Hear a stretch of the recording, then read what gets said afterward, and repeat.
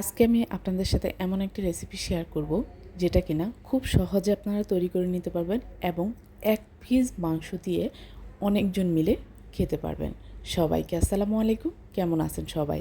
আশা করছি যে যেখান থেকে বসে আজকের আমার এই ভিডিওটি দেখছেন সবাই অনেক ভালো আছেন। আলহামদুলিল্লাহ আমি অনেক ভালো আছি।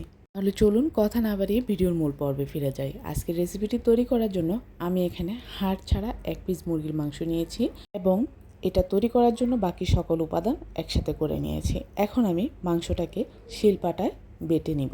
আপনারা চাইলে এটা কিমা করার জন্য ব্লেন্ডার ইউজ করতে পারেন, তবে শিলপাটা ব্যবহার করেও খুব সহজে এই কাজটি করা যায়। মাংস বেটে নেওয়া হয়ে গিয়েছে, এখন আমি এটাকে তুলে একটা সাইডে রেখে দিব। চুলায় প্যান বসিয়ে দিয়ে চুলার জাল লো মিডিয়াম হিটে রেখে আমি পরিমাণ মতো তেল দিয়ে দিচ্ছি। এখানে 2 টেবিল চামচ পরিমাণ তেল অ্যাড করেছি। এখন আমি অ্যাড করে দিচ্ছি কাঁচামরিচ এবং শুকনা মরিচ। ঝালের পরিমাণটা আপনারা নিজেদের স্বাদের উপর নির্ভর করে দিবেন। এখন আমি এগুলোকে ভালোভাবে ভেজে নেব। অ্যাড করে দিচ্ছি কুচি করে রাখা আদা। এখানে আমি 1 ইঞ্চি পরিমাণ আদা ব্যবহার করেছি। এখন আবারও ভালোভাবে নেড়েচেড়ে মিশিয়ে জাল করে নেব। 1 কাপ পরিমাণ রসুন অ্যাড করেছি। আবারও ভালোভাবে নেড়েচেড়ে একটু ভেজে নেব। 1 কাপ পরিমাণ পেঁয়াজ কুচি অ্যাড করেছি। ভালোভাবে সবগুলো উপাদান একসাথে মিশিয়ে আমি ব্রাউন কালার হওয়া পর্যন্ত এটাকে ভেজে নেব। তো ভিউয়ার্স, আজকের আমার এই রেসিপিটি যদি আপনাদের ভালো লাগে তাহলে যারা ফেসবুক পেজ থেকে দেখছেন প্লিজ আমার পেজটিতে লাইক ও ফলো দিয়ে কমেন্টস করে জানিয়ে দেবেন কেমন হয়েছে।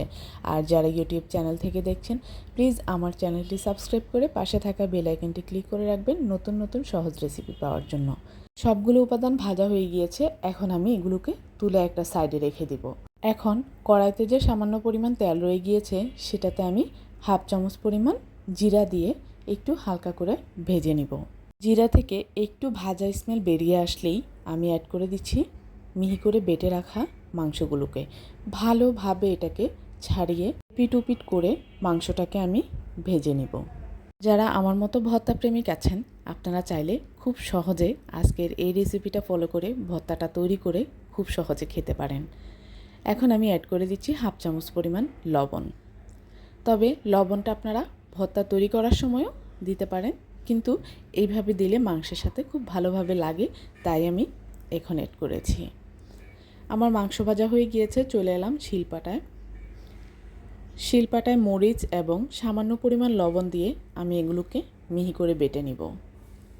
সো ভিউয়ার্স, আজকের আমার এই রেসিপিটি যদি আপনাদের ভালো লাগে, কে কোথা থেকে ভিডিওটি দেখছেন প্লিজ কমেন্টস করে জানাতে ভুলবেন না। এখন আমি একে একে সবগুলো উপাদান দিয়ে বেটে নিব। আজকের এই রেসিপিটি ফলো করে আপনারা যদি একবারও এই ভর্তাটি তৈরি করে খান তাহলে নিমেষেই এই ভর্তার প্রেমে পড়ে যাবেন।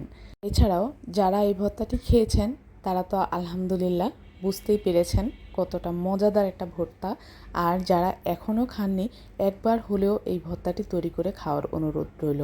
যারা নতুন রাঁধুনি রয়েছেন, কোনো কিছুই তেমন ভালোভাবে রান্না করতে পারেন না, আপনারা চাইলে খুব সহজেই এই ভর্তাটি তৈরি করে খেতে পারেন। সবাই খুবই প্রশংসা করবে। এখন আমি এগুলোকে ছোট ছোট বল করে নেব। 1 পিস মুরগির মাংস দিয়ে বাসায় সবাই যদি খাওয়া হয়ে যায় তাহলে কিন্তু মন্দ হয় না। ভিডিওটি যদি আপনাদের ভালো লাগে লাইক কমেন্ট শেয়ার করতে ভুলবেন না। আজ এই পর্যন্তই। আল্লাহ হাফিজ।